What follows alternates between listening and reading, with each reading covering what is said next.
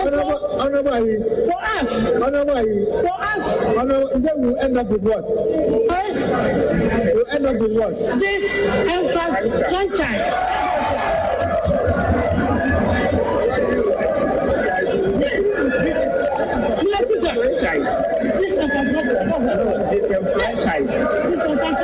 Honorable members, order. Honorable members, order. That we will not this infrastructure. Sabi mpreduasa. Watcha control mo yebu anichi na wafa ngwaso asan ahye ho. Send never mana asleep them. And never mana patria to mundem. Na obi a wa control mo na sabi ye di wa gina himfia ye toto wanu na oposa ontohwe. Na oposa ide. I just say why ready say ufiri wa awunya fofura obe. So no. Honorable Amin Salif. I would like to thank the President, His Excellency, for the wonderful speech of the nation, of the State of the Nation address he has delivered on the 25th of the 2nd, 25th of February 2014. If you look at what was presented to us, is very much reflected on what the situation of the nation is at the moment. If you look at in the side of education, the president made mention of any development nation that do not take education serious is not worth emulating. In that case, the president has made education a priority. I believe you mean any developing nation. Yeah. All right. The president, in so doing, the president has made education a priority in this country. Yes, Honorable Minority Leader. The Speaker. Please take your seat. It's up. For that matter, we have seen tremendous improvement in the last 4 years, if not 5 years, in this country. Taking my own constituency, for instance, before the inception of the NDC government, previously, we were having almost every community was virtually under school of trees. Almost every community was virtually under school of trees.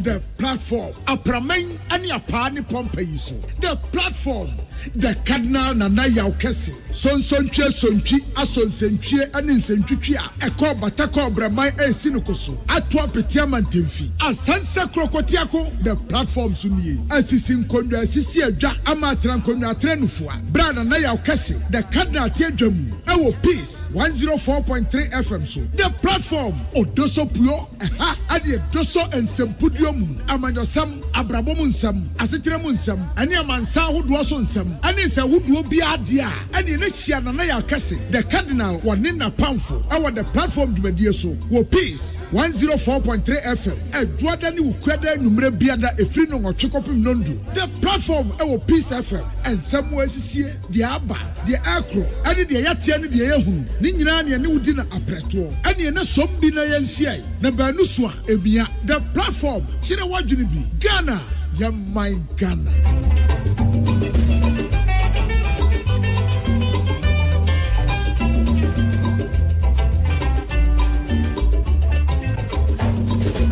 Ghana ya sase batana ya mieshra no da wamanu niema penyi nala na wamanodo ya sase batana empe oku eji ahobu eni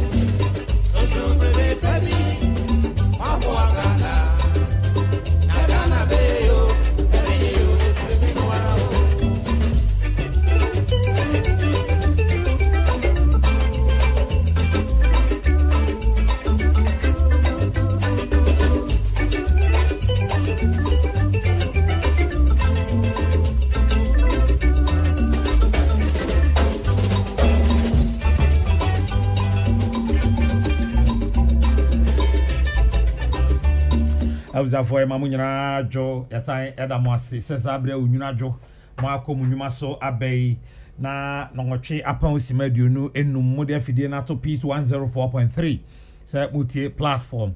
Maybe I will tea and can and then you may be a Moajo, Edward says Fideno, Eda Hasi, Catunia say a brass and say a drink Ghana home, I would maybe offend the platform. So, a friend and I are Cassie waiting after me the Cardinal, Isaac Odro, Patricia Sefa Fisher. Emmanuel Atiemo, Elizabeth Ejin, Prince Bafwa Samuel, ne Samuel Apia, Omo na Shishe, and Medi Hon Chiame. Na Memamunyana Jo, Esain Edamwasi, se Fidie no Dahasi. And you may ebisa ni ebisa se, na mo te saying, and pom te saying, you mam te saying, my fear film, Quanquenu Yasi, Niade, Nina, et saying, ya Baba Chicken and Como, and then you may have Fagana. Yana no, D, I have recited to my.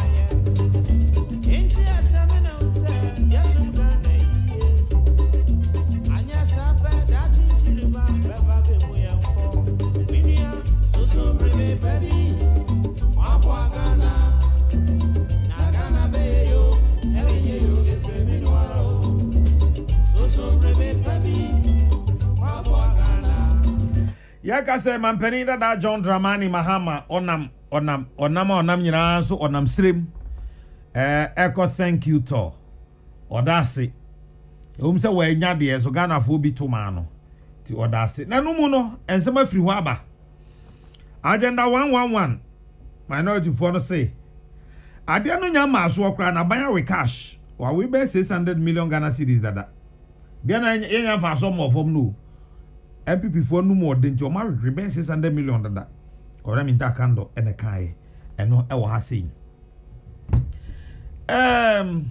epese ye mama be 5 minutes na say de bia homa mo ache akasi mama ensa na no twea pa mu e mama be simanum bi na mo soso mo famra so kakra mama adwa be se na say de mo me enka bi o ma mu nsem do so pa enti mama nka bi 0302 248 257 900 257 901 0302 248 787 257 900 257 901 eno any line omode eye adwuma enanwumre enti usu betimi afre na ne ma ekoso no so aka kakra na mo mesrew ha de ye ni atem o medi nyamedin pa ochew ye ni atem baransana no belated birthday enko ma Justine Sugar or DHL Express head office Elikem ene adofo nyina se omo Emma Otrinkwa Justine Sugar belated happy birthday to you Justine from Eric Elikem Bamu and all your loved ones wishing you well Justine nyamemwa na de da wani su nyina so enko yima yesu tie peace FM pa Justine enti Emma Otrinkwa belated happy birthday to you Justine. Okay mami hwede waba mahoma no eso yanko ho. Hello. Yes sir. Good evening. Good evening sir. Apom Eho adom now so nyame dia che kujo ni o free ko jamas yo afa kujo meti o em say enyumere de o ma kwan se ya so yen kire ya kakra mitimi aka ne se o sha ya se o mampani fix de o man no fix se me o mampani o betia nkan ta mo kan nyina o muntie na supam So it's fiction. No more than never be good. I be good. And this I the corner almost a year no. Now I know why. I look at one or more wow. You know, we send your company that they can say a union. I said, yes. Oh, my MPP need beer, need to be at them. Your company that I can, and then they are doing. And you know, be beer as I say, or mine, you're fixing. Or my penonian cracker. Now, or my baby Ghana and says, I mean, sure, yo, menso so me da se papa. Hello. Hello. Oh. Hello. Hello. Hello. Wow. Yes, sir. Good evening. Good evening. Come to say. Yami ado now so e. Pa jo beti ama oneso kakra ba me. Okay. Na fi wajum radio no so o wachi wona ma me. Pacho yo. Ana kwa me. Pacho beti o. Yeah, and I pacho me education sector. Ana kwa me pacho still our voice re relaxed. And I fi radio no so o wachi na e wo soro. Beti ama radio na akofo me kasa abeti. Why? Afi there. Oze. Afi there. Pacho why? I say me in education sector. No queenie to say educational system no I ABC basa. Especially when you know senior high school no. I'm coach school abusumi miensa. Mo betina fie so be abusumi miensa. Na ye bibi o bi koko the big green. Here some men just the same you know. When you bibi any basic schools no say JHS junior high schools. Mo timi sa abusumi 6 months. Omo run semester. Who say the first year for JHS 1 for the Bissine, who should be my the merge man. One quick one. None of me they are BBC or my buying without take them over my buying senior high school. The Cogoso. May bano. We do hope pet. I may drive it. No school for the Pitiname. Almost so about Kumu, and they are a young Yamachino. It's almost the moon is 6 days was Kumo. Who catch Mrs. Kumo on the BPS anyhow. We some say no more teachers and it will be any who could take Esuko free ya with a menko. Now the students in Italy came at an about the park hospital. To me, simply if we was going so much because I think Colonel Taya repair. Mr. Rawa, that will be tremendous for more than I thought the first come on what an air. Marty, that's it. There's also made that say. My main for Frowa Homanos. Hello. Hello. Hey. Hello. Hello. What's your line in your cry? Line in your cry. I think Mundo put now for from away in your cry. Hello. Hello. Yes, sir. Good evening. Good evening, sir. Hello. Ababa man, Joe. Yeah, Joe. Let me try to for now. Yeah, Josu. Joe, so Miss Acha, Covenanto, or Terry. Yo, Mate, or Josu. Former MP, I have some other group. No, I then we. Na me pacho o frefe ifa a question pacho frefe ifa the agenda na buy agenda 111 every so yanum you know so agenda yeah then we agenda papa yeah we develop Ghana omo agrista biana eyi any free secondary school. Nti wa mo din no anye yego wa mo ye da na ga fro mo Ghana fo nyina ye fo pay na abawe duma dia o di baba ma Ghana fo nyina o bi a mo ta no nyankopon ma on fa sa zuba no bra Ghana e bia ye ta me chi ye nim so a papa dia o di ba ni na e be ye di ma Ghana fo Ghana fo ye sha bo tre ka ma abawe na yan ko kakra na mo dia obaye do no aba area ha Ola no buafu enti ma menyi mfiri unsem na memfa ma ofofro na ye telcosi de woko masem kaka na eja abehwe so enti hwan pa na ye na sede se ese so hwe se telcosi omuma yen service papa telcosi wo Ghana menyi twinyi adoa wo bia network muhanyan de bunnimu ane unnecessary messages na mo titi nipa basa o kankra no aka kusi sen nyame hu nipa mobo hello. Yeah, that's no. Hello. Yes, sir. But obet me at ejina ye kakra ba twon ho afiri bia ojina no ejina ye kakra. Na ya kasa Tabora. Pacho meet you. Mame of Basu enyumre obo na nyanko pushira opa. So mame for videos engineer na yo das of papa ne bon homode.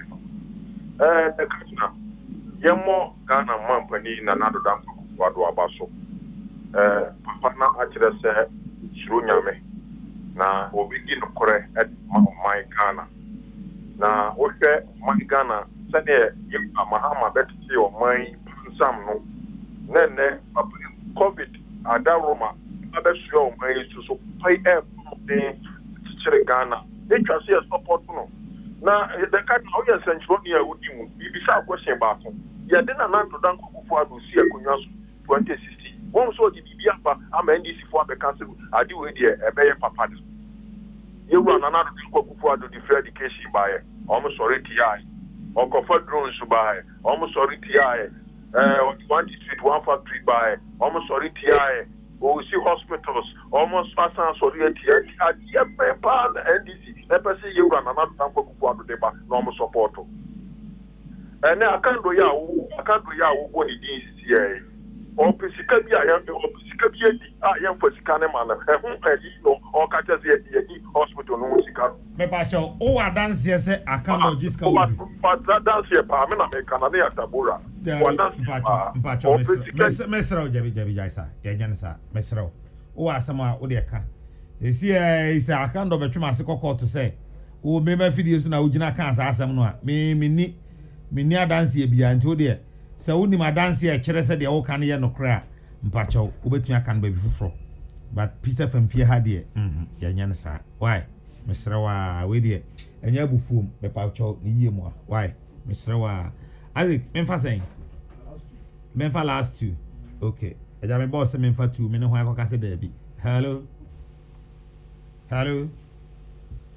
two iso as memfa so amfa ni pa na nyina so hey azikoduro boy hello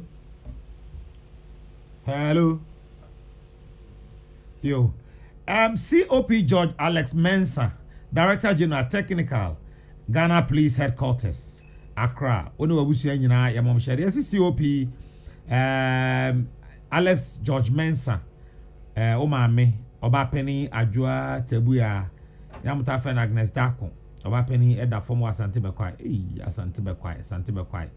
DSP Juliana Obeng, Isaac Oduro, odi ahenka kwa me yeboa ene onamfonum nyina se COP Alex George Mensah. Yama yako chief. Yama yako wate. Yama yako pa shedding di ni amani hunu. Hello, nana yakazi. Yes sir. Mbaja magire. Yerua. Ima wa ikuni kumabawe ya. That's it. Mbaja mfefe sama ahujo. O fefe fa. Nsawo ahujo. Nsawo ma ahujo. And mbaja ya frame ata. Yo, ata mpacho meet you.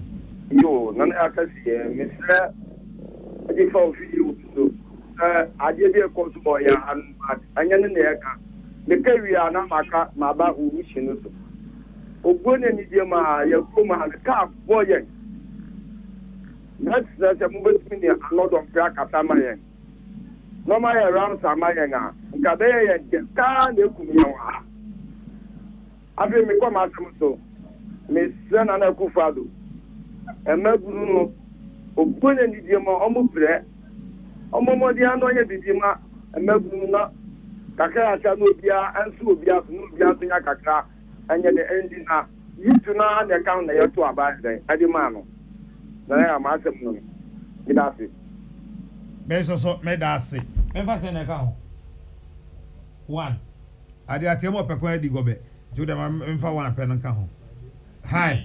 Hello. Nada yo kasi de Cardinal. Alaji Gado ni ana. Onwa. Oh, Alaji Gado me te onka che. Oh, nana yo yes yo onu. Alaji na say don hwehwe me kra o. Nana yo. Anyway. So COVID no ti ama ye nyina di ho asie kakra. Yo, ebe yi. Moko so ana mundi so. Moko so ani protocols no so ebe yi. Why? Oh, ye di super. Na nwumre. Anyimre dia boko. Ye mo abaso ne ajima papa wa ankasa osumo o my Ghana. Mojima fo nyina ye bomo abaso Yankopon sia mo nyina bebre. Na nyimre me ha kakra ni pata men kan kire mi nuanam Ghana fo. Che mpaibo yampa mpaibo ntai ye mpenyin fo no aki. Yanya to aba wia ya yi ma mpenyin o ye ba ku pe onu ni His Excellency Nana Addo Dankwa Akufo-Addo.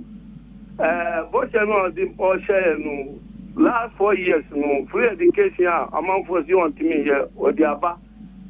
Enne uba ye kwemsensu o kan kwe central ona bu ya party buama ube he kwaya ye yinu kama wan kasa wani beji enti ajima no putu jima no kwa bebia enti yamfa butre ani mpaibo sede papa she bo se obe magana ye ka be me ami wale se mi se His Excellency wan be pay kaple opedin opese dachi ye bo amanpeni fo no dia na kanfo no ti se de His Excellency J. Akufo ade obeye magana fo de bia ye bo ne hu abaso no ta pepe na Nana Addo be nti mpai bo nko a insha Allah Ghana be ye kra be hwe na ya oni nyame ya jima Ami Alhaji Gado ena oten kan pacho me mfa ofrefo bia ebiom Anthony Saki oko enfifiri mantamu a ono ena ofrem abunudom ema MPP ono aso ena Maslok odano ewo Central Region munim se me nemo wa hyehyɛ se me nyadru Central Region dia me ntimi mfiri ho mma wa abra me nchi akwa na Duncan anklo menyonam why menyonam ara Kwame na Duncan the former Central Regional Minister me moajo menim se ho ye pa oyere Mrs. Naomi Duncan so me chiana anti na wo na wo ba pa bi on pene ho asem urade me mamajo na enwumre lawyer Stephen Kingsley Bene was a member of NDC's national communication team last on me ye kasa me ba Western North America we do West me friend no na lawyer phone edum me friend no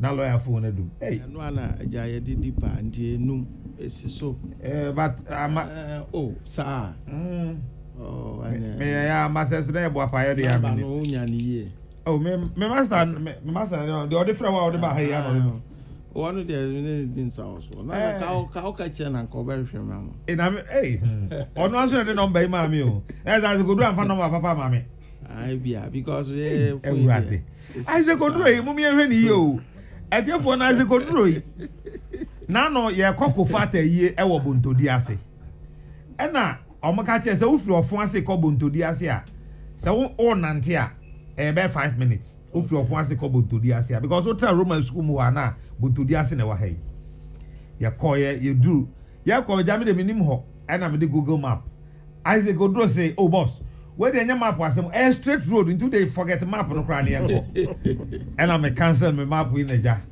me dia zikechi na ye twam kutuku Brenase chia na ye twam nkwante o se wa hwan na ye me say I say go do baby I do there say what do so boss oh the enko straight road enko ya say no ti eduru nkwante o se wa hwan sie na me na nkofo bi jana na me say o me pa mo che o ye ko bontodi ase ba ko hwesa no asre o se mo pa ho da me kan ye twa ba bia ekọ no ye twa ho be 1 hour me am petrol so ne ye dinamo e na me na me san drive no wagege dem I don't know so nim ho oh say ofri Isaac free ofon ase ayere bi e ho to ofon ase nie but nhwemu no e kire se onkoni krum eno ana kambeka onkoni krum na enwumre honorable first kojo upon kroma yes a day before and o ka kire me say nana yaw se kwan a wuko ope wasomdwe a emma is the kodro ni wachi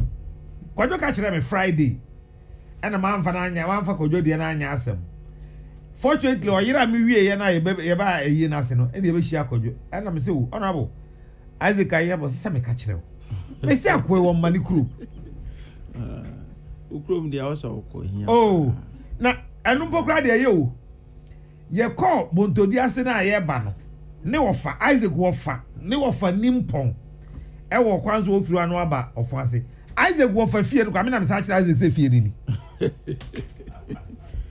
na ani so wende obi sa me den na ma me hu ye oyira ai no na ofre o maame e na ode to last speaker no o maame kire se jo maame ka se o wofa fie no na o kwa wa se na nka wa anim se no tie ba na mimi wura ho na Isaac si dabi enwura ho ye nwura ha baby o chem si ye nwura no so ye wura obi fie sometime me bo abra betra na ka se ende mo bre onko ni krom Isaac odro onko ni krom ade o ye me nda no obi aye kokufa ta yi anyway la eti saying oh nana Nyankopon adaroma me ho ye pa e de nyame ase ufri western of ache oh enche bia obia so ho ye ho bia ho ye ye how na said them ba me kai no nso western of the o kan wa kan koku asem nti no ka says o ha no das wo ho ko yu beton wi sika de betua na edin nti besre you say obi aban dwuma boso me na betom kwani ni so bebra koku adwuma edin na o de beko scale aya yiri mu nyina chi ubenya okakrawa na fe sika ne so aboy mpanizi wa nyahwe amwase amoni kon nti ebesre minu asaki wa wi awoma mpani asonti so ya no ma ne so kakra koko board mpanifo mo sa mo homra ne nso ukofo mo adwuma ne ntesa ebi se itokoko na sika de betua bo ehu ba bia sika nafa ma ko jibosia syndicate loan yehu sika na wai minu na sika no wai enti na o ha kese o ho no mo se me bai de du a me famfa wa fidi kese so na so fo anu tum se be sre sa problem no in free ho enti sika no mra na enti mi ntua akuafo entua eka enso enya bi mfa enya ye normal okay Sagi senior na ti say Yankopon adoma bibia boko Obana Central Region boko de Central Region bibia boko Mr. Mpacho say na otwi bia ko hwe ono aboko amena danka ne mame update why oh me so ho ntina me se ko hwe no yeah menene kasai by almost 2 weeks into 2 weeks ewa but menene kasai na why busy kakra say ejuma no doso oye de ma ba kwa na me ni binti onyere ne ho very well yeah. Now it is not that Ghanaians are doubting that the MPP cannot do what they are saying. It is only the precedent they have set for themselves that is causing us to question these new promises. If it must be done, it must certainly be done well. Even the free SHS, can they really say it is going well? If they can build the 111 hospitals, well, why not? They should deliver and not make it just one of the political jargons. Arnold, NOD we say, Ebaya on so Kenya chance ekra no ndo but ne dia bibia no da. Enti Saki bibia boko yeah, bibia boko banana there is a certain news item I watch Peace FM online about Abraman Senior High School. There what's now? Oh yeah, bag is so yeah, cement block now. Yeah, block now. But I just want to correct that one. It's the picture as we see. We tried last year, but just less than 2 months ago, the Honorable MP, Honorable Elvis Morris Donko, Nyankopon Abuama Winya desk nkokra 750. Odakuma school no. After so GMPC.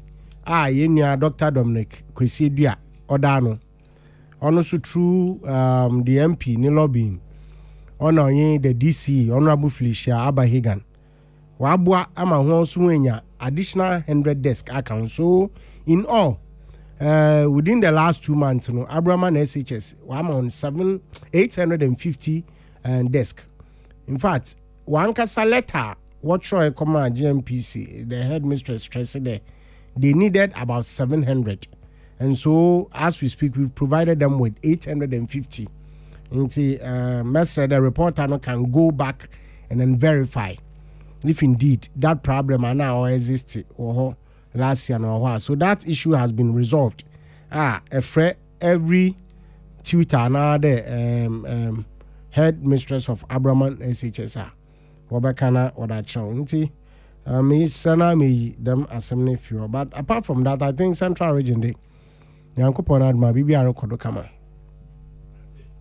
Yerinyamiase also yadasi yadani lawyer nyinase se enwumre monya ye ho adaje enno mampani twa homam agenda 111 yebeka no ho asem but ansa na yebeko agenda 111 so no mampani da John Dramani Mahama so ye ne thank you to waka nsem bebre fix the country waka ho asem afa radio stations ayatutumu mampani da aka ho asem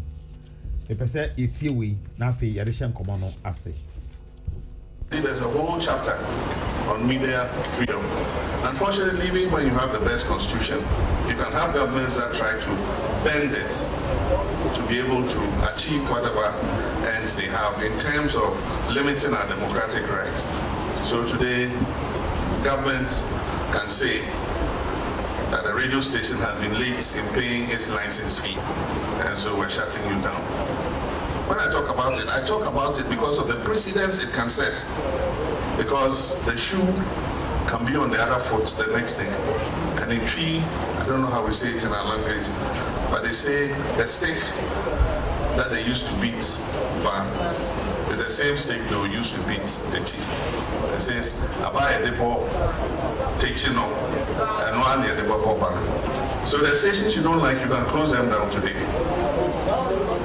When another government comes and it decides to do the same thing to the stations they don't like to, what kind of country would we be building? And so I say this to you because you are the moral voices of our society. And it must not be us alone talking. The civil society organizations, the traditional rulers must all be seen to be pointing out where government is going wrong. I pointed out this as one of the major tragedies of this administration, which is intangible, is the fact that our institutions are being bastardized.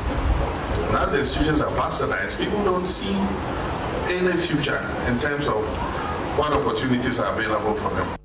Our youth are getting disappointed in our democratic governance. They don't see any future for themselves. Youth unemployment has been a problem for governments all over the world, but it's particularly a problem for governments in Africa. We have 12 million graduates coming out of universities and tertiary institutions all across the African continent. And yet we are producing between 6 and 7 million jobs a year. And so what happens to the other 5 million graduates who cannot find employment? And it's beginning to show. In Nigeria, they had the SARS movement. It was like a rebellion against police oppression. But who are those who took part in the SARS movement? It was unemployed youth. If you're driving a nice car, they'll break your glass and molest you. Meanwhile, you probably are not part of government. But when they see Benz, they say, hey, it's because of him we can't get jobs. Let's fix it. What have they done? They've not gone on rampage. They've not destroyed anything. Fix it is not a problem of only MPP. It's a problem of Ghana, all of us. They are expressing disappointment in our collective leadership. And the earlier we listen to them, dialogue with them, call a national strategic meeting on how we can create youth employment, sustainable jobs, because no one party has the answer. We think that the party has a very bright future, and with some of the work that is being done, it will be a more formidable foe in the 2024 election. We expect to gain more seats in Parliament and to become the majority party in Parliament. And of course, we're going to fight hard to also secure the presidential election in 2024. I mean, NDC has won several elections in this country before, and I'm certain that in 2024, if the kind of work that we've started to do, bears fruit, 2024, the party should be able to come into government. In addition, even for the sake of accountability, after 8 years, this government must be held accountable for its 8-year term, and nobody to hold them accountable than your opponents. Mampani dada John Dramani Mahama yensembe miensa ene ebo no podema amono therefore emabunu ho fix the country no o say ese abibremu mabunu no omu gidi e wa aban mu nyina ehi cause amaya o wiase nyina niam nko yie de nanso abibremu ha se de chen afi bia no mabunu be opepepedum yenu ene wiesu apon ba fie djuma be no omo ba be ye enti o hwe Nigeria nsem asisi ho ne ade aye mabuna ne ni adwuma ye no om na de omo ho je sa sakasaka num ene ade nyina afi radio station wo se kufuado aban atutum yi no wo se ene no anse mpaboare che ona bonkum ti umia e kene be chenja ba be hye nifa enti moto ya no se o kan se aba e de botachi no da chi bia e de be boban se wo ya aban na betena konwa so na se radio station bi ache ondua ne sika ne ade enti watumu a fine e kene bi so no ono so beba se aban foforo so ba na ono so hwe se de wo ye ono so be ye bia na hye se hen e na ye kɔ no na o se NDC o ma keka om hu yie pa se na mo si toto ne ma no e yara ye pa de mum 2024 no de ha NDC o mo si om hu yie pa eno ma mpani so ko hwa ahomam e wo eno akra hen fampo no mo ye eyi no trade ye wa twema mponua mansini emu trade na agenda 111 mampani de zembi tudwa enti ono so. Beyond the building of these new healthcare facilities, my vision is to help make Ghana the center of excellence for medical care in West Africa by 2030. Leveraging on Ghana's favorable status in the region as the most peaceful country in West Africa, a beacon of democracy of the continent, and a land of opportunities. The goal is thus to position Ghana as an attractive medical destination with excellent medical facilities for our neighbors to patronize. So far, 88 out of the 101 sites have been identified, including this one at Trede. The site for the construction of the Echuma Kwawuma District Hospital. Work on the other 87 sites also commenced today. The acquisition of the remaining 13 sites will be completed shortly for work to begin. Each hospital is being constructed at a cost of $16.88 million United States dollars, $12.8 million United States dollars for construction, and $4 million United States dollars for medical equipment. We so mampeni agenda 111 a ode etu edwasansemi ye kan mi yeri nyina bom agenda 111 eno mampeni dada John Dramani Mahama so thank you to a ode enam mentifi eno ena ye kan bom na afi ye de ahye enkomotwetwen ase na sedam di kaka lawyer Stephen Kingsley Benne ewo ha sei ena Anthony Saki enso so ewo ha na ewranu mienu yi na me ne wonom edi enkomo lawyer Majo ya binia pesa me no free ase ensem yenu ena maka abomu yi thank you to the mampanira eka ena afi agenda 111 anymore asem pacho over the next 10 minutes 10 okay yeah yo binia kadna medase machia o ne peace atiefo na nwumre titu ne NDC amanyoko ma ATN free and national executive so our national chairman Orofo so ampofo da no mechia omunyina titu ne me communication officer Sami Jemfi eni wura kokogbo ahe mechia wo mopa afi Western North so free ho eba so hard working regional chairman Mr. Michael Edu do friend Big Edu one ne executives nyina echia wo munyina na afi bibie na anwa so be kwa constituency so echia wo bia ninu afi ahombrase hene mampani dada ora John Dramani Mahama mechiano sononkonso na nwumre ne ho kani maami Lodina Mahama no so mechia no and the action woman Professor Jane Nano Pokwajiman we know ka say almost a share no a upper east region Bolgatanga and the omukoko PM one of east region ogusua oba pro weka ya Christopher aka wo chokunkum say Jesus Christ Yesu Christo osa akwatafo bi mu yade na ba ko sign koda na se obiza say nkran kan omo wai na je say asida yade hia pa yi enu nti na yana nanom kran yuna to say obi ebonia ka so obi ebonia ye obi onia ye onia nti obi ade ma wa wosa wo yedan okoda na se enu nti na omampenda da John Dramani Mahama ni wose wo call rounds na wada Ghana fo nyina ase ewo adefefe a yeye ma ono ene ne party NDC we be ka se nkunimdi ama nanso no yesi de besi bia de manyame NDC de se de yaka no mbeba so yenim se 2020 abato no se de yesi koye no no ma bi bebu omu ma esesa no ma anka anye sa anka bia na nkunimdi no eba yafa nti oguso a wahya ase ankakra okọ nsam so a onam a ode nam no emu hwam ekire sa ampa papa no osua amanyosem ote ase na afenso so de o mane hye nsa onya kwanya obetimi abo atentene ama no ma atimi akoyi kadna mehya ase afri ne de ne so President Mahama omampani dada former president odinsem bia tudwa ehuhia pa yese yatena se yenyina ye tue bo ase kirikiri ma obi anya na honte ase na nsem onam a oka no emu duye na emu be nan na mepese me ka ho asem de edikan amanyokuo ena de nipa kwa abato dodo na Ghana ha nti ne party NDC aye de ne koye no o hya ase kodu Bolgatanga no one party fo hia na bra o hia o mo nso no wode aho arechekere nsem na afenso nkranhyesem eto yanim na also election 2020 lessons have been painfully learnt. It will not be forgotten.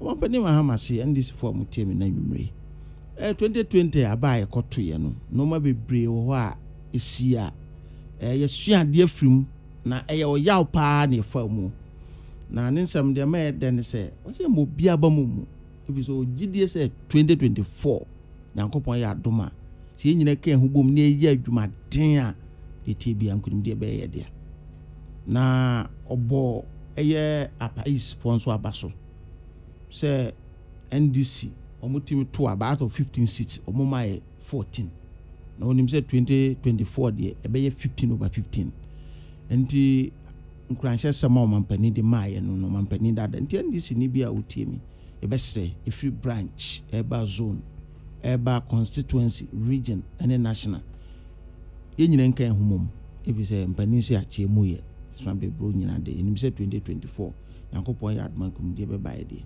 yafa omampani san kasa fa eye dwumadie bia na ekoso ene no yagya amanaka eye uncompleted projects ya abandon aban eyi nani a enkoso na no so no ne nananom atrankunya kohia no de to wo manim se ya hwe yi na se obi ehye dwumadie bi ase ba aban foforo ba na ogya se dwumadie na aban ne hye ase se nya ne kotokom sika eyo man sika o man na japade ne nyina o munyina ba yade ebo o man ho bra enti dwumadie bi a o hye ase te se e-blocks community day senior high school se ne no ebia yam fofo bia kwaya ye ko chinechinu nyina wo mu obesre se nananom so de o man no betumu na ye ne aban wo so titro mampani akasa na wo man den atwa wo mani akohwe eye e-blocks no ebi se nyo no Mahama sika ana sebse producer na be di akire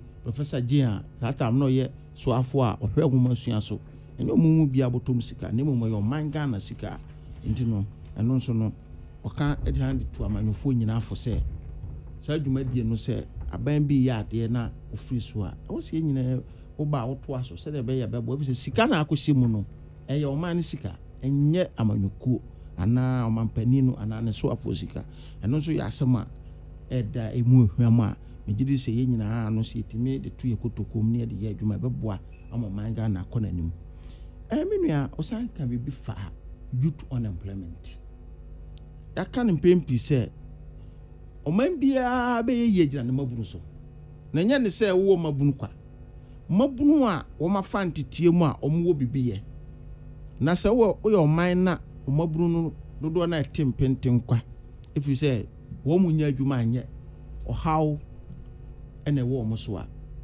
bible kra ka say nsa enya adwuma no eni kwa say didi enti roni be how do they survive the council say high rate of youth unemployment is a threat to national security if a man bi mu a e hyase kakra sa ani ko du ba bi o man bi say Libya na e hompo akoye sa amano ne kese ama Ghana fo bi brane e ko ye adwuma diska ba fie ye nim bi to Gaddafi enti no man panika se no ma bi ahyase abuboba na e ya manyofo asem no mo ka nti enye nipa ba kwa sede ne mom ye nyina titru amanyofo asede se ye tena se ne ye tie nsem a wo ka ne ye to nsa frɛ wo mo ne hwe kwan pa ye be fa so aye nhyehyɛ a be boa ma ye nkodu sa pempenso no enti yate bi face the country omo sha ase mona mote ye me se yate nya se bia yate ko like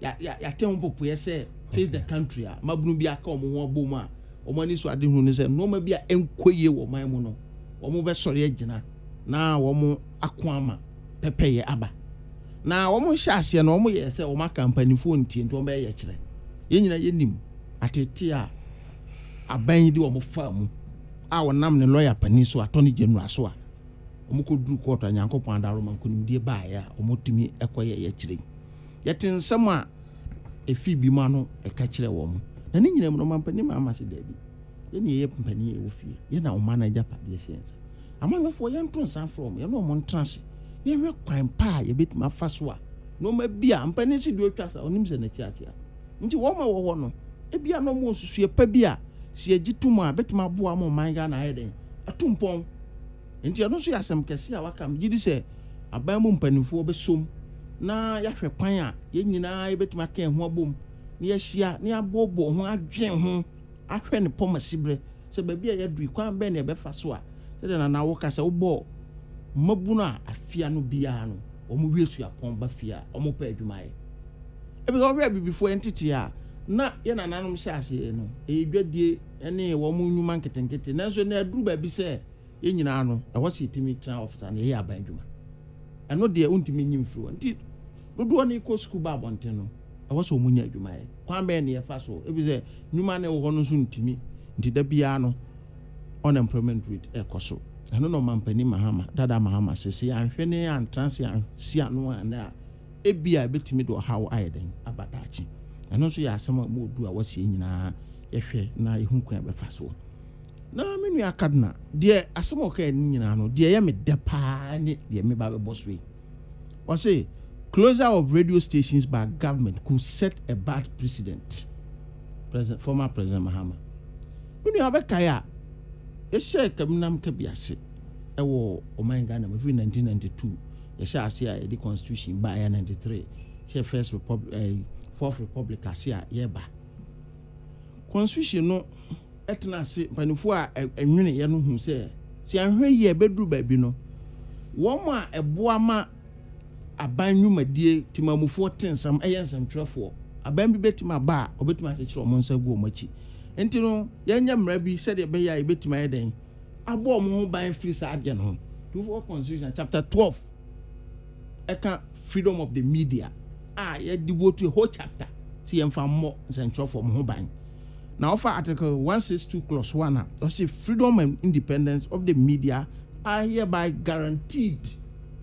They say ya bohu ban yi a obi antimi nya den enyim free mo na oto asoko tell na was saying there shall be no censorship in Ghana entimi masse aban bi be ba obeye se obe cancel twefo anu atomo ma omo nya adwuma never entimi nsi o man mu na aban ba yi o wa na yetese ese be tutu radio station bi mu ampani ampa e ba bonten radio stations bebre ene tutu mu yesi ebi mu de ka omu ntua ebi mu kura de omu check ko emi san return bre omu se sika na ye ya tom na menua wo hwem tumu na ba na de wani geji pa hwem yi a utimu say agenda wo na a radio stations bi mu a amanfo bi susu say wo mo no enka bi ma ba no dodo na no mo ekọ adwa mu eno mampani mahama mampani dada mahama ekase se yan hwet ade a ekoso na yi a da chi bi no ebetumi de asem kase aden aba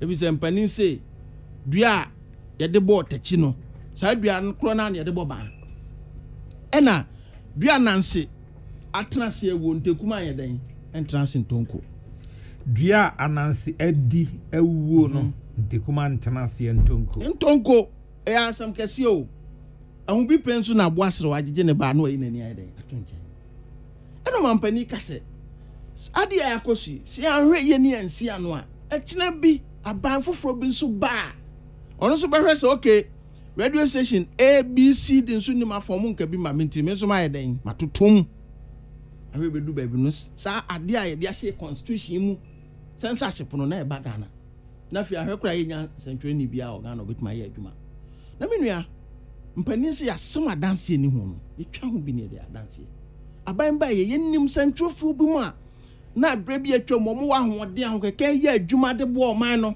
ene wo mo ba ye atata ne ahunu anti no ebi mu kura adwuma di o magyae e serious eno na ye o mampani ka o mampani dada mahama e bo ye nua no MPP fo kokko eno mampani akofo ado se sa de ya mu ye munyai if you say Ghana de enim se party baako entimi ntra ba mu an kopim se wiase be se e den aban be sesa sa ma wo fro so ba no so be yesa na je se ye koya na se ba aban ni bi so abako a ye nim radio stations a ebi wo we fa ebi wo we fa obi aye na dwuma a obi antata obi a na so nei aban we de we na adwen se we radio station we century na woni na afa pe na ye de otan se so eno na ye gina so a ye de akotutu radio stations bi mu obi ti say radio good a obi ani ba bia radio good gina ene yetimi atum many years kwa yemie enti menu asaki e yafutuo kese a omampani dada mahama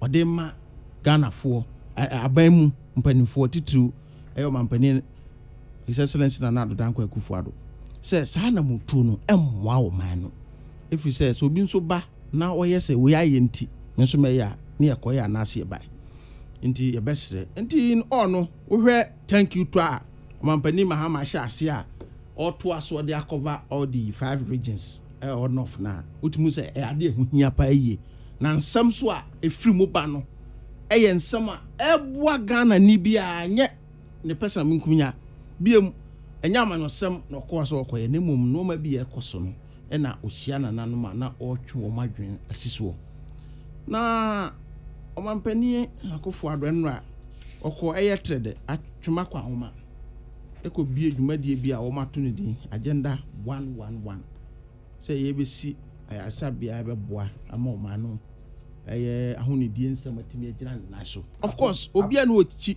fa sempa kodo apomuden nsam atimi akonanim enti eye asempa eye nijima obi o ega na ni bia if you say you see sa hospital si wia obi nim ba bia ya de beka obi nti no bia benya so mfa so na mpani se brabo ho ede nanso bo ma bata ho ade ne de ye kan se na tia ye nanso de womu no wo hwa ana ama etwetwe aso na ama nsembisa bi wo ho a wasempanifo yi ano ma yen ene minority ede krata ba abonten na nsema wo mu no ye nsema e wose kama tiefo tie ni ye mpamto mu tie ni ye juma di esi ebedi hospital se be sinana sika ye twa ato ho no ye nya kura nhyɛ ase no ye di fa kura wi ya sema ha adwene pa o now media budget finance minister de call parliament what is you say agenda 111 sika aban e de hyɛ ase $636 million Ghana cedis 636 million Ghana cedis na sa sika no na emu $36 million Ghana cedis there o ma kire mu say eni ho aban no e de yusu wadi then ode ya wo se one edan na ye besi no on so obekọ ne ya atiefo amutu obon so ya drawing bi ne de asisi wo sa drawing ne wo mo ye ne wo mo ekọhwehwe nsa ase ne ade no eno ko akeke no 36 million Ghana cedis wo de quantity scan mu a am say about 360 billion ya diska no afa ye sa hu say 600 million bi aka ya hwehwe 600 million na hu ba bi scan na fa aban so amu hu akontan say 600 million no me di ye A and am di ye B na mpanisi esija so mponi na bebin ade a eda o mampani akoma so se de ono na okan na ye hyase ye nya nwi adwuma die ne nu ba bia mpo 636 million Ghana cedis na afimu akọ na eyade ha adwene yie enti na manfo bisa se so adwempa ne akoma mu fine ana kwan ya ye be fa so de anya o man sika gu ebotoma na eno no nsembisa manfo ebisa ameni wo mo ya adwene na de to so biem enche bia I na dey form enche bia na parliament ya de report ko health minister ede report ko na report ni mu no you dey go to parliament and him say by World Health Organization standard so bet ma see hospital a wo mo gi tuma wanya kura na e wo se wonya $40 million we ankuntabu ampanifo de aba na hwe atimo mampani kan ye so tie ni ya ono anu mo se sika o mu di si Desert Hospital ba akubia no eye $12.6 million o mu yo mo de $4 million nso akwasisa normal ba bekum na je say one man some o mu ko kan na no atia o mra se bedwom no anyway bo abra because also $40 million what health organization so betuma si Desert Hospital e be ja tuma o nya $40 million wo de no ejina 12.6 million. So how feasible?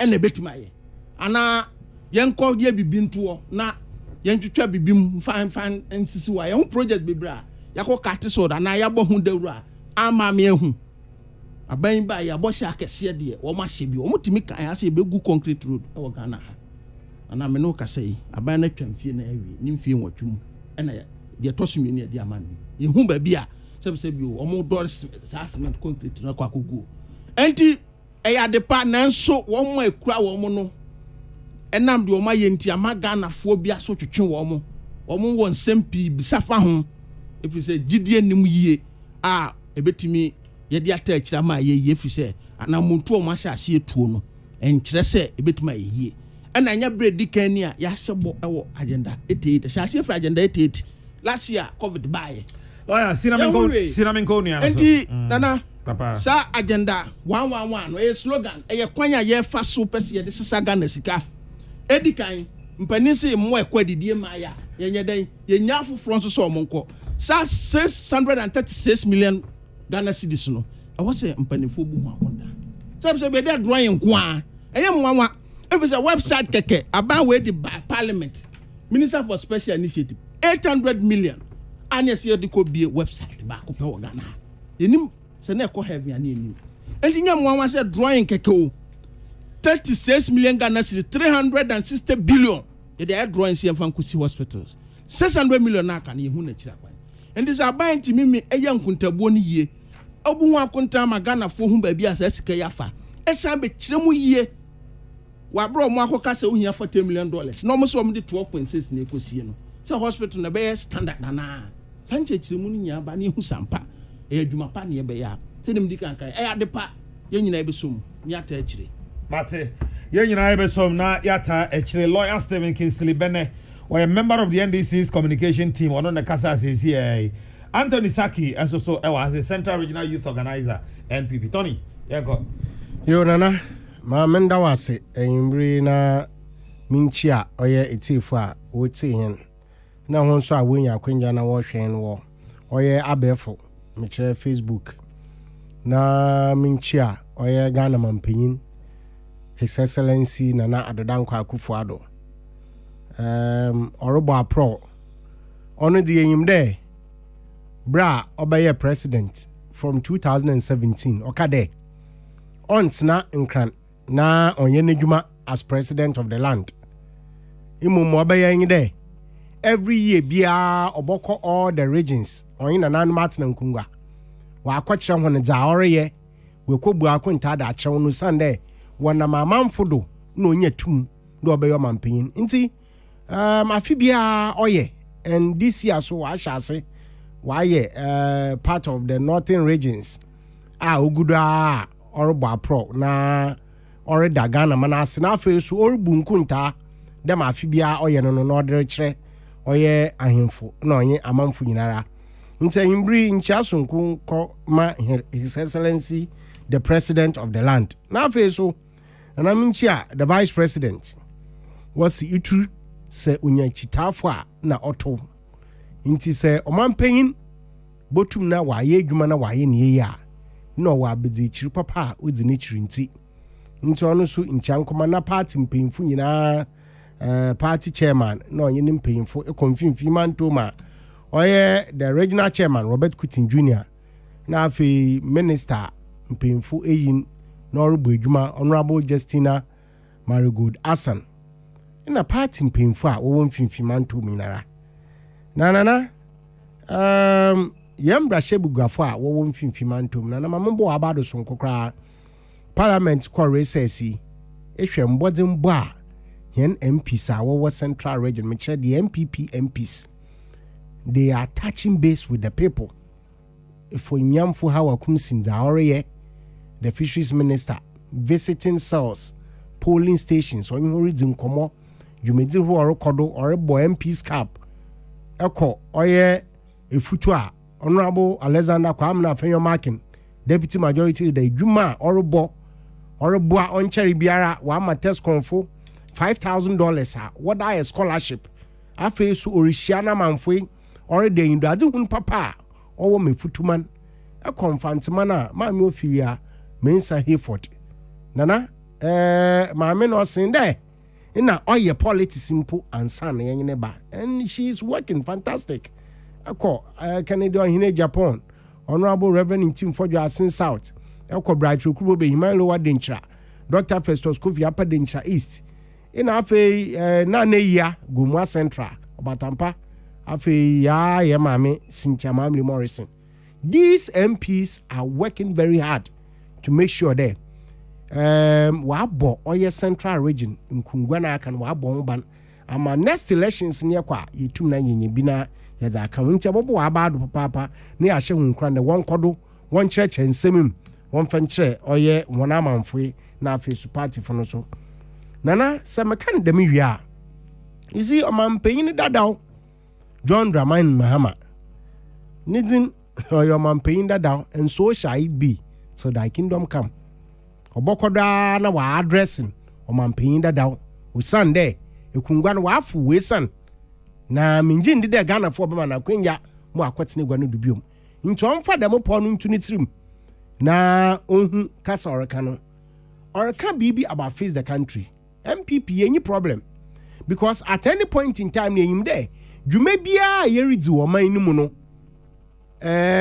obenya nsunsuado papa wo binum ho abrabo do bad onye nsunsuado every Ghanaian no do nti say ahwe free education His Excellency Nana Danko Akufo-Addo de baya there are a number of students another household that wenya ho faso but equally won from bebre awon so we school awon won tuado won ko SS nti dem mo frama no e beka a on there won household mfaso a free SHS de ba no wenye bia na there are other things on so abinary ye na or the aboa so any decision that this government will take you will be no more boss one do be no so at any point in time ibenya a session of the youth wabeka there bibi inko ye dem a no so there is the need for government to fix it nti onye bono kra there ye benya mbebu no bi na waka there yam fix what is happening in the country what's the doom so yam fix ye ba ye beka kire won there the main brain it wasn't doom so na ye experiencing under the NDC for 4 continuous years ina itum da soon 3 days 4 days na da soon na we light about 1 day onye dem adini be na experience but honorable Matthew Poku Prempeh energy minister okada this one your friend oye dum siesie yare ye dum na na chere ye siesie dem obeya nkane an begina do na sa hwa first time in the history of this country ye do rainy season pan sensuro topa eboko na Ghana nkania osisido all because of Njuma Papa the energy minister ohihye there orboa ima omane nyam kane akodo. So when they say fix the energy sector or nhihye ma energy no eginado ampaso miracle says here what we were experiencing now or trigger this whole reaction there fix the country no, we are not experiencing it as we speak now. Dum sono abrasekra virtually you don't even see it again. E baby so ho there say about the education sector ibina me betina making once the policy be aba or enroll more people into the education sector, you have certain challenges. So when this youth call for the fixing of the education sector on Yardbon, but what is this government doing about it? Nana, say Ekwa, I just told you about Deska, what supply down schools, and it is across the country. Into schools, baby, from the beginning, one young Kungwan Snado, as I speak with you, no, through the Get Fund, when young Kungwan Bebrea, what transfer baby Pobokono, ne Kungwan Biguo. Some of the decks now that was supplying actually Nansaya Rocky Obi Honorable Western North Regional Minister. Or the agenda be by they will make sure that desk boko every schooler or region. And if you look at the kind of desk or provider, fantastic. So we are solving those challenges also our education sector in kakra. Urban employment. Nana, in the history of this country, no government in a waba other interventions na policies aba in a row another at once no otumefa 100,000 graduates. 100,000 graduates. We came with NAPCO because under His Excellency John Dramani Mahama Omampeinda da there were a number of youth in a way we school what if you know one yejuma. Indeed, psycho health sector we had a number of them.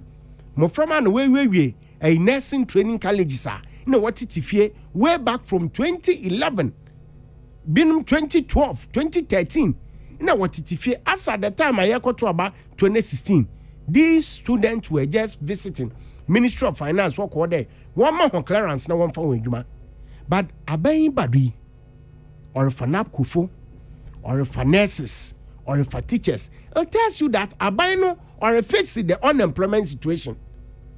So ended dano when I will be a school 2013 2014 so we found one in Canada Dubai in Kawaba found one I will be a school 2017 2018 2019 2020 now when I will be 21 in Sumpo in Kawafa one.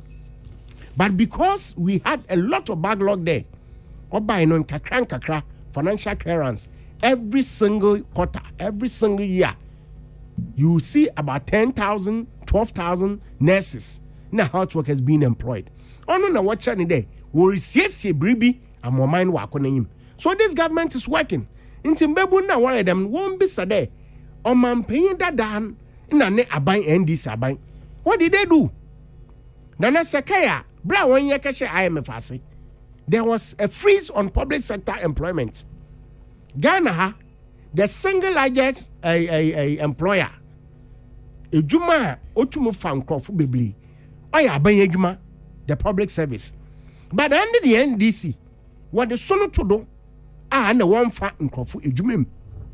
But when this government came, or Yan Shishay, Papa, more J, or Mini Fiame Fase, now fame so was started there, one from Kofu. So, Dr. Engineer Nanatwata, our other head of local government. Now, so you local government services, one from Kofu Bebre, Muframa Bebre, I will be a school, one for one. If you are other sectors are you have from Crawford Bibrio. So Nana, I am saying that indeed concerns na mbebun will raise there and yemu binum ye school ye yen or ye genuine concerns. But then they will have to look at the abaying currently or ye actually one district one factory Nana.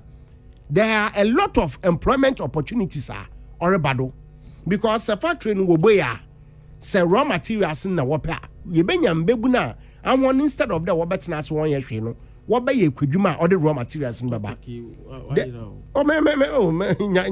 the issue of The issue of Commander Sugar Factory. I'm talking about fixing the country and what our government is doing to fix the country. You people started Commander Sugar Factory. Is that not it? Most starting even raw material simple. Ne be new. But we are there. Factory na shase or yegma. But I'm saying that in Bebuna was there. We should fix the country by providing jobs. You know? Indeed, this government have come out with interventions or the Ejmarba. And a clear example is the one district, one factory. Because when the factory come up, Mbebuna will be there. Why? So the concerns that are being raised, you know, or genuine. But Mbebunu, at any point in time, they should ask themselves that, what is this MPP administration doing? And exactly, we are fixing the problems. We inherited the problems, and we are fixing it.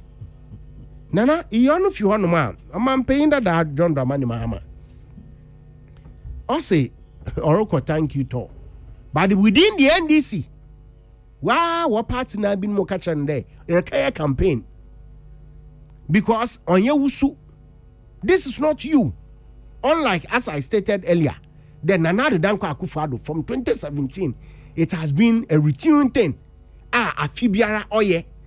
But His Excellency, the former President John Dramani Mahama, on your usu, because you wunde odi campaign 2012, 2013, one choir thank you to. 2014, one choir thank you to. Is that okay? 2015, 2016, you didn't do it. Until your last elections, sir, will lose your 2016 elections after they have lost it. Nana, thank you to her. Rather, what the program be by Anna Waye, or what's will energize one base and what keep it now. I think started by Sylvester Asari or whatever. And also, the program ni be. Sylvester Mensah. Sylvester Mensah. It wasn't a thank you talk. Into clearly or launch the bid to contest in 2024. But we are ready. We are ready. Nana, on the issue of radio stations, I just want to find out. In March 2013, and you can cross-check, under the NDC, NCA, no, I had the regulator, no, and now to 2 radio stations, na TV stations, be mana. And I have the right up here. In March 2016, under the NDC, there were a number of radio stations and TV stations were closing it down. Were closing it down not because one pet when I said, but because Kwanya Wafad was set up no boys or illegal. The license are one here that was by Yejuma, they didn't have the license, and some of them old, so they were closed down. Into say a buy for Fraba. Now there are a number of radio stations what did they count? Now they've charged them to pay. Now when Chia now said them radio stations, no, up to now, one man on the authority to operate.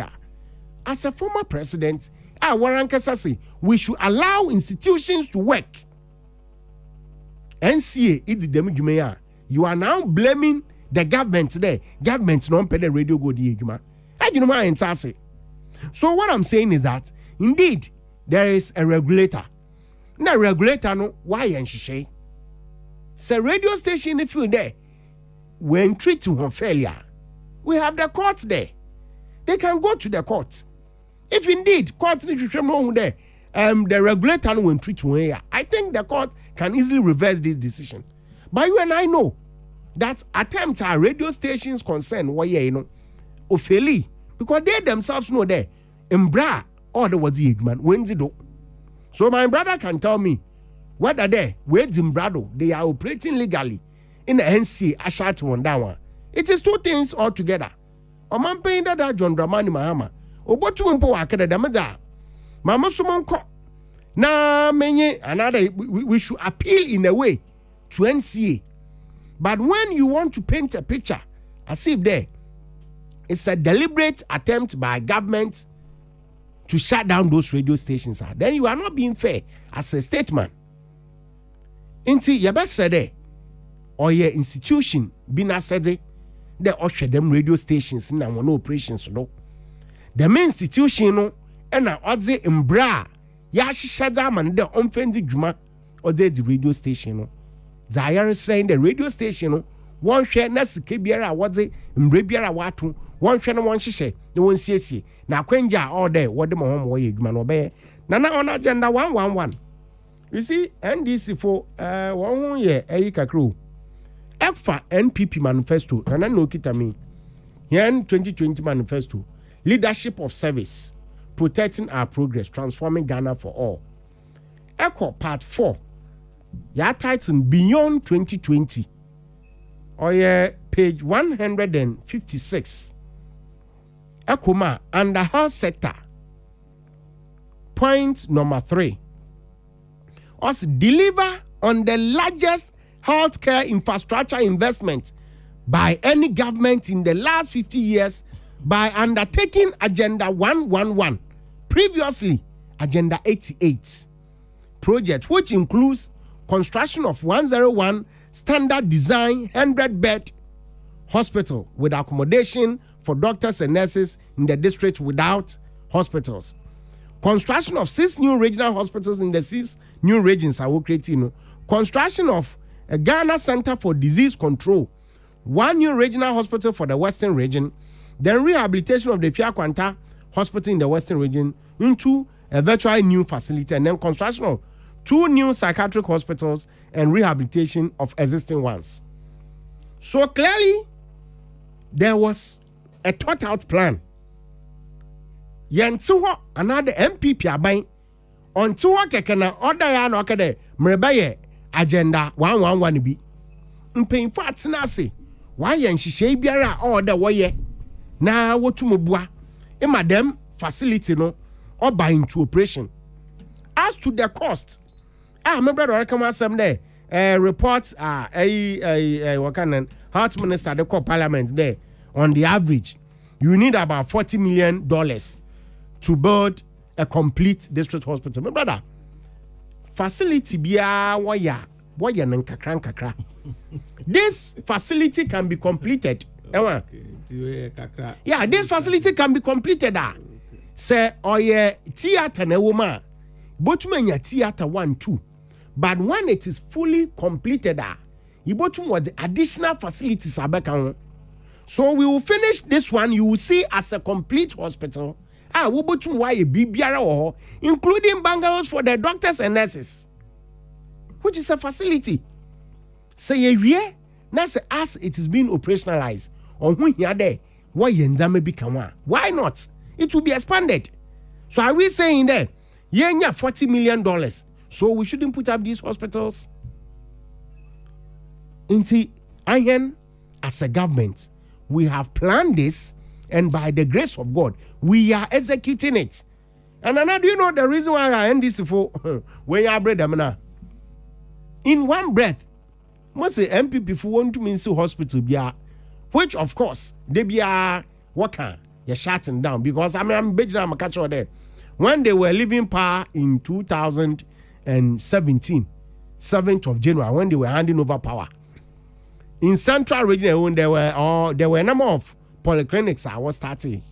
And these polyclinics, some were at 11% stage of completion.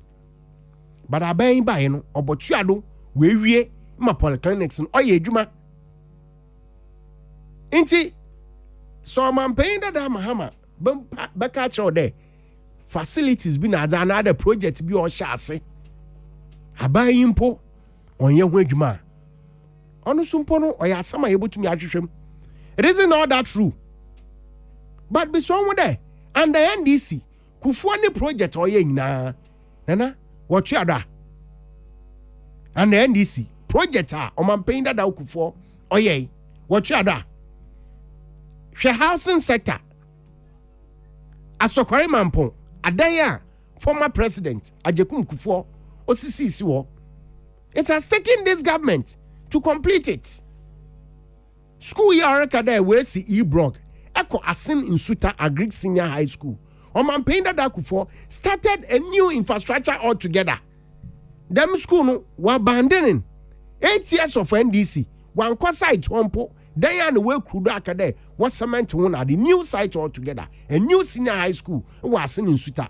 The NDC abandoned it. Enti Onanka San some no rekano. yɛbɛsrɛ no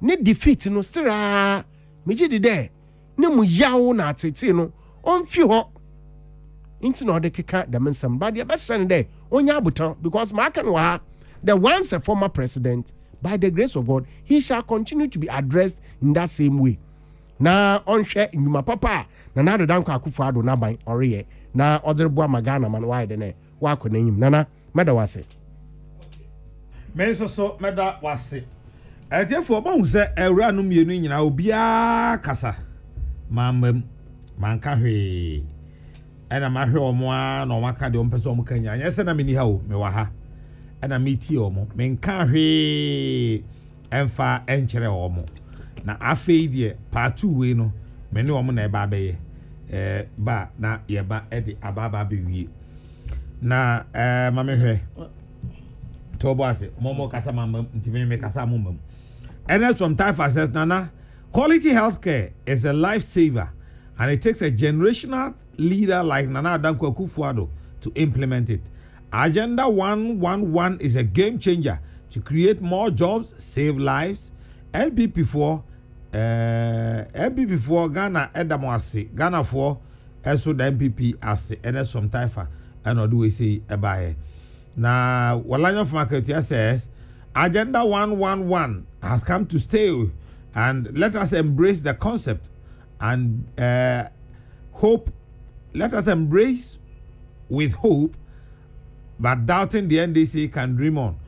If governance is being managed from opposition, then John Dramani Mahama would have been the best. But immediately he gets power, then he turns to dead goat. Walanyo in Akwetia, Walanyo Mpamcho. And straight to the point. What happened to STL and uncompleted housing deals that ex-president Kufuor started? 5,000 Segleme housing project has now become 2,900. And you think that is cool? Certainly not. Mame Ajwa, AK open and close. Or no, and do we say bye. Now, lawyer, me person me no free run 2 years say. Nyamotre on TBB free to wase me no free ase me ma 5 minutes the person who tini nyina e be call 5 minutes no including a question bi one person bisa wa ni nyina be wacho meet you yo mi na me da ase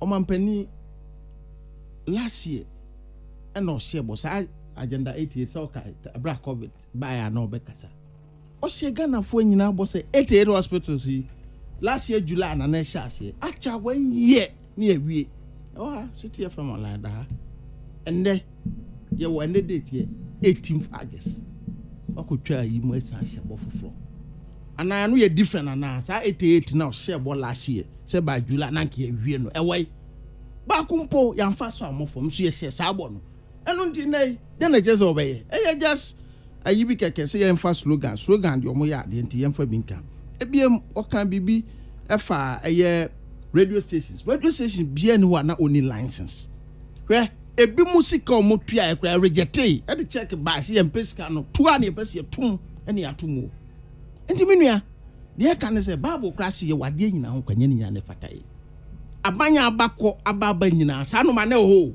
nanso enam so ma ne be yi enti no wo mo pe kwampa fa so e resolve issues no nyane se ye kwa akoto radio stations mu enti a very key ye was ye hwe ebiem oka abadwuma so na teacher for training college omutie uwie a o se koye service 1 year san kotwe license exams emu se na ma post wo mu omutie emu se na ma post wo mu president Mahama ho uwie ya o teacher ni straight ukwa koye wadwuma na wadi pay ene 1 year ye tua national service ka na ma wo mu uwie se san kotwe exams na no di omkotwe e delay ya no achi na resource no ba.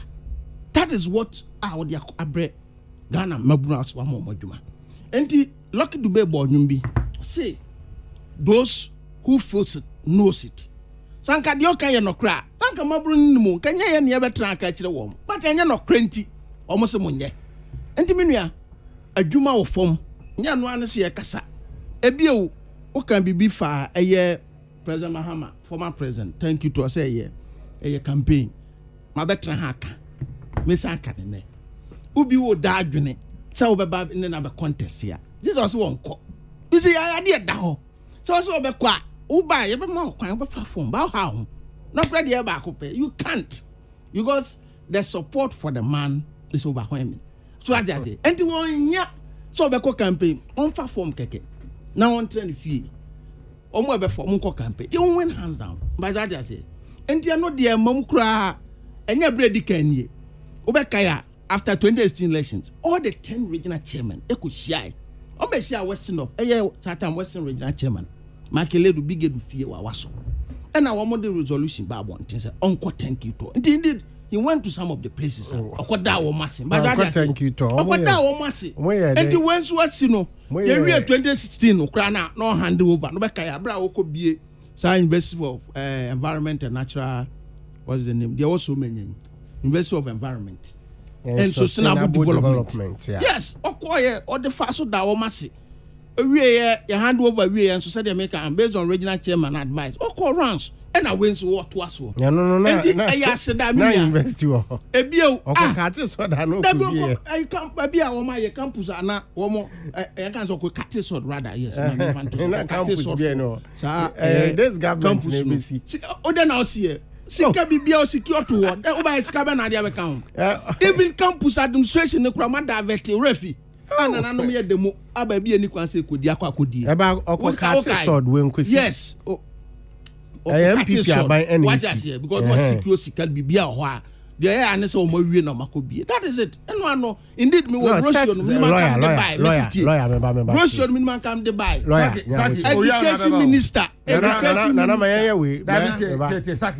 Education minister nankasa technology adwuma mampani Mahama dada Mahama ye fa project no e wo brochure mo ye de kobie okokate so what dey say on the year pay sika kate so me see campus bibi o mo ye ho adwuma e ye ho mra nyina president Mahama bra no so president Mahama ne see o ye atinye bia ni ho menua e ji so on Ghana president Mahama ne see na president Akufo-Addo de o ye koya anse okobie ye one wait ma chira me sika bia amko je be ka ho ana wo mko ji sika bosia bibia de to omo yue no asem kokobie ye baby kura de na ehia kura na me mpese me ye ya ye divertical baby ye de democrat den e bai e wo e ye so manya okay and these are the issues enti menua de e kan say so ban ya ye adwuma se de wo kan ya wo abebo ho samrane nanso maburo mani abre e kasa no se do mampani dada Mahama kan wo mo na wo se tie wo mo hwe kwan pa menu mienu e ya amanyofo yi ye fa so aye den aboa wo mo Martin me da say lawyer Stephen Kingsley Bene and Okasa Sisian Saki Pacho me my lawyer 5 minutes also so far 5 minutes na fe Nana 5 minutes lawyer Monty as he say so many university Omampina da John Dramani Mahama okakate sort yes ye wo project bebre okakate sort da 1 year omo claim say omo discard to one but omo am fiske bi anto omo anye this Eastern Regional University now on University of Sustainable Development. Of course, it started on the NDC shortcutting. But it is MPP Aban and ABC. Actually, say we be investing in me. Is that okay? Into lawyer, men now on Kase John Dramani Mahama project. We are no few here. Nana Okasa no can be about 36 million Ghana cedis. What are architecture, design, and other things? Into MPP or agenda 111 and what by BG Sika. I just want to correct this impression. Nana say, I'm paying a candle. What about them hospital? Say a candle by projects. Now, it was them assets in there. I can't I think these hospitals in Kadi are there operating. But since the time His Excellency the President Kadema one, you have to go through the processor. Ebe Faduna secure the land. Acquisition of the various land. No, 1 year no. The land acquisition, everything was part of it. But maybe book dollar. I'm not arguing with you. 1 year. That is why I'm ready. I am manifesto no we nature. Previously it was agenda what 88. Monty man. Yes, I to me it was a process, and as it is a process. Rebranding. Even as we speak now, Nana, say we are aware, say land in Impuyentumi Aquanina. Not all the districts na yenya land no, and I hope you are aware. Yeah. Very well. So what I'm saying is that acquisition of land, architecture, design, and other things, no, it takes time. And yet that one no can say. By Nyankopon Adma, we are at a stage. The land, most of the land, more than the 88, you know, Nyankopon, it say the information minister, Honorable Kojo Ponkruma, waka there, about 88 of them land in Yansaka. Kratasem papers all the way BBI Nyankopon Adma yaye. 36 million. So architectural design, everything, consultancy, BBI all the way BBI now we've been able to do it. Honorable Kobraminta Akando. Yes. Minority ranking member. Yes. What health? Yes. You see, some of these things, you know, sometimes say comment be and trying to want to attract na kakaso in the can. You know that when you start such a project, even compensation that you have to pay. So land in a work could develop, you know, if you have other things or what baby or abokono in a ubini farm, a farm, you have to pay compensation to the farmers. So if you need details of those money, sir, as the ranking member, you can easily get this information. Is that okay? Into your best said Nanado Danko Akufo-Addo Naban. Or Bogana or your person no ban. Nori Madin Suno Dabwa. This agenda will surely come to fruition. Or baby. Now more how can say this, so be me we are. In our fee, that way I can 2024 also we will break it. Into you will not have message. So by when you will not have message. DC remember appointment of DC will break it. But don't you have DCs working? Don't you have DCs working? It's illegal. Oh, constitutional man fixed term of 4 years. Dabi fixed term. When officially illegality, the president doesn't have that power. Illegality, no. And then what be a 4 years a year? You must reappoint. Now, what's the constitution? 4 years. Acting. You don't have that power. 4 years, no fine. Oh, let's open a constitution. But family. Yeah, call online. 240. Appointment of this. It shall be 4 years. In the 4 years, this one you cannot exceed more than 2 times. In the 4 years, so you go for another one. But I don't think guys are only acting because there are processes. Ubodia, they must approve the person. So are you telling me that under former president, the late president J.E. Moss, or by even that time no crown on MPP, MMDC, yes. Say they should continue to stay for I think about 1 more month and I mean, was it illegal? Power? Yes, because the power no is on conditions. No. Power never be amount. It's not. Power never amount is on conditions. The person must be approved by the assembly. They say also they should act. Power never say appoint based on approval. They say now one more acting, one approval. So he doesn't have that power. No, but what I'm saying is that it is the president who has given them the opportunity to be there. Until very soon. But very soon, my brother, may catch you there. How many months? It doesn't matter. But we have MMDCs working. Don't you have MMDCs working? Because me who say appoint to be approval. Well, sure. What call Western North and your mom will now illegality. So Nana, these MMDCs, president has said something which is very key. Yeah, but president gave you people the opportunity that we should elect our own MMDCs. And you didn't support. NDC, you were out there campaigning against. You didn't support. No, lawyer, remember, you didn't support the president. You see, you cannot blame Nana Danko Akufo-Addo at this stage. The appointment of MMDCs. Can I listen to him? Is that okay? The appointment of MMDCs, when the president solely gave Ghanaians the opportunity that Ghana for sa 2 mina embra mwankasa mwacho abama mia embra na mamkwan say every 4 years me appoint in Crawford and I say me appoint to Obina on base my name. The local level, no. I want to give that power back to you there. Mankasa monfa obia mosha obotum waye adwuma no wesi my name the district level ama mpuntu aiden akodo. The president gave Ghanaians this opportunity. And then mankasa NDC fu na mokọ shechiri na mobogu nkrofo adwene ma de ade no onboa. Nti want to abentia. So finally the president had to call it off. Is that okay? Nti said when we get this opportunity again as a people. Oh, that it is true. Argument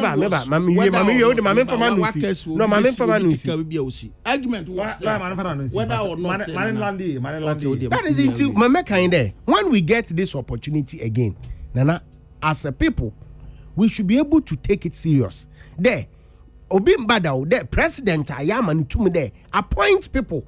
Also, I am giving you that power and I'm giving it back to you. There, you get some people to represent me at the local level. And then he did this, and Ghanaians didn't see Ajahana President Pedoye. And Nameka, Mankasa Namukoshe. Because if that ain't Waha, Kabana Mayoka say, okay, since everybody will be a him for work president or now so for work. Although you're very tactical, no making sure that we come out with the best people who will serve the interests of the various districts as well as the party. Masamache. Yeah, Nana, the omni say. Nana Yababa. Yes, Obacha with Jaya. President. No, says you know, Yababa. Nana, Sir Adiana Minweke, now by the position, is you should based on party. And I want my council said that be. Obia bet Machinabi. And I'm more Moses Adia Mara draw. Send your party line. Yes, sir. What is a whole dear open no yan Tiasia Monse? You should be on party lines there. Mana Moka Krasima coming me. Now what to draw it? So Mona Mujay because they're not open now, mom. But me what difference a woman? What I say party? And not because we'll be so only party. They say now we Mahame won. Not Wabua woman. This year of Mahame. This. And I'm Mahame with them consistency. Mahame has to be south. Mahame has south. Now I see what Copedia. Yes, I am a party line. Or no, so I want to be called party. And want to be called. Oh, now I maybe. So let's open it. Nana, now go for now. No, you didn't read what the article be by what said the man. No, these are all. Remember, these were all speculations. The argument was these were all speculations. Under the decentralization. Okay? So decentralization. No, it's a politics. These were all speculations. Decentralization is non-partisan. This all kinds of DC on party basis. Then you must go and amend the whole. You know what I'm saying? Non-partisan. See. I am non-partisan. Oh, I am non-partisan. Now this is assembly. Even assembly members, the election of district assembly members. When you go to the assembly now, and this fungi, to me, say district assembly, your assembly members. That's a perception. It is not perception. It is the reality. You contest on party tickets. You don't contest on party tickets, but every electoral area, Bokobiano, mostly the candidates are two. Of course. NDC, EMPP. But you know, because one, and you're purely politics. So it is purely politics. It is purely politics. So no, it is purely politics. Will be up on my contest. We NDC MPP near or my honing. We bet 2 hours. Even though they be NDC, but they do arms NDC team candidate and be put me underground. But also our party me new but to me call a minute. But that's it. So I am to say MP. Party to me do call individual will be independent. No one it. So I said about your business ambition to become DC and MC and I may be. Would that belong to a lawyer? Remember, lawyer. All these things here, King. Or your perception and Crawford in summer walking kind out there. It wasn't government decision. Oh, that was it. That wasn't the case. This CSO. Aben documents now. Government they buy on party line. Government they buy there. This is it. It was on party line. There was nothing like that. It was people's in Crawford one imagination. Now what they call there or on party line. But you failed to support that good cause by the president, His Excellency Nana Danko Akufo-Addo. But the argument should be whether politics or not. Because I said, "Mekai, me new episode Genebia. You should also allow because over 4 years we are DC now year Juma. Who could do a year Juma because it's our first term to say MP. But here's the case: who year Juma power better? Yes, you more money in Bo. Yes, you would. Minimum go for no mukra position. You will decide. Sometimes we cry the best for us. I would you would you won't tell. You see how it is. In the Abasa, a Juma no or Munya could do anything. And ya Jumano. So you support this president in Fembrebium? Of course. Why ready say Mbeto? Me NDC ni a banner party take decision. What do you say? Me baba represent the party. I must stop party line. But go individually. You may decide. I don't cry. Papa Babo Ghana. You want to do the party association be a voluntary be. Once you decide to join, and the court has decided on several times, you abided by all regulations and rules. Once you are voluntary, we are not forced out by joining. But this is support to election because you have. And so let's come back to it because into 2048 mobile. Into 2048 mobile. Of course, that's the American recommended. Okay, 2048. Ubehead the ABCC. Go busi ya nyini nipa. The rep said the only party ni. We see me ko two office. We see me ko bodua. We see. No, is a lawyer. During that process, no, he never made this statement too. Oh, me media no. Manti NDC ni biya or can't say na working. I stated me support for election. Even so support to. But Obi say. And only position what for man.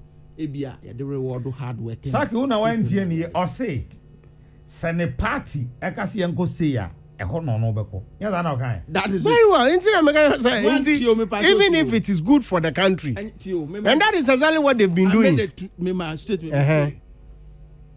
Association be voluntary be out there. Also you must abide by their rules. You say I'm as NDC. So Bibi Bana party position. You must stop party line. That's why our party discipline. And I asked the question. No, even if it is against the interest of the state. Oh, that be to be master because NDC. Oh, but there are a lot of there are countless number of where am I? It's here. Is that okay? Adi obia yetia oman ye so kese ne say yakotwe constitution obi se won. Eno ne bone kese yetia oman Ghana. But the health insurance. Na abua ama obia almost baby na wo first can free no e ho ne ne wo nya adwene. That was it. And so you have to boycott.